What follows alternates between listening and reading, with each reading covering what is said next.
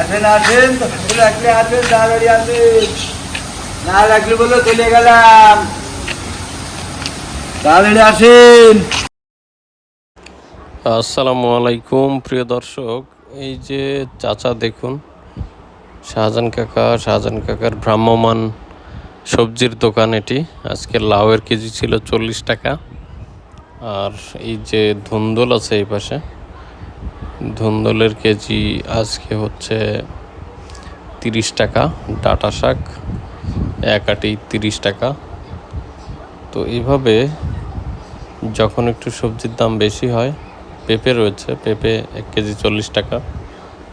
তো যখন সবজির দাম বেশি হয় তখন কিন্তু আমাদের শাহজাহান কাকা তেমন বেচা বিক্রি করতে পারেন না। আর যখন দাম কম হয় তখন কাকার একটু বিক্রি হয়। তো কাকা কিন্তু খুব ভোরে ঘুম থেকে ওঠেন, তারপরে বড় বাজারে যান, সেখান থেকে সবজি সংগ্রহ করেন এবং সেই বাজারে খুচরা বিক্রেতারা যেমন দামে বিক্রি করেন, কাকা ঠিক সেই একই দামে বিক্রি করেন আমাদের দোরগোড়ায় এসে। এই জন্য কাকাকে অনেক ধন্যবাদ যে আমরা অফিস আদালতে অনেকেই ব্যস্ত থাকি, অনেক কর্মব্যস্ততার ফাঁকেও চাচা আমাদের জন্য সবজি নিয়ে আসেন। আর এই জন্য স্যালুট চাচাকে।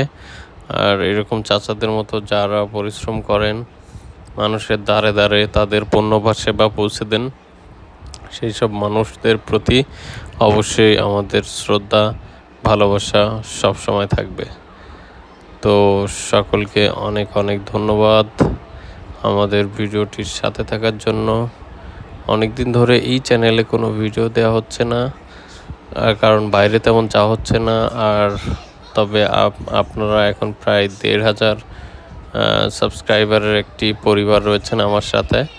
আমি খুব শীঘ্রই আপনাদের জন্য কিছু সুন্দর ভিডিও দিব, বিশেষ করে ভ্রমণের ভিডিও, পুরো পরিবার নিয়ে, নিম্ন মধ্যবিত্ত বা মোটামুটি যেটাকে বলা চলে যে মধ্যবিত্ত ছোট চাকরিজীবী হিসেবে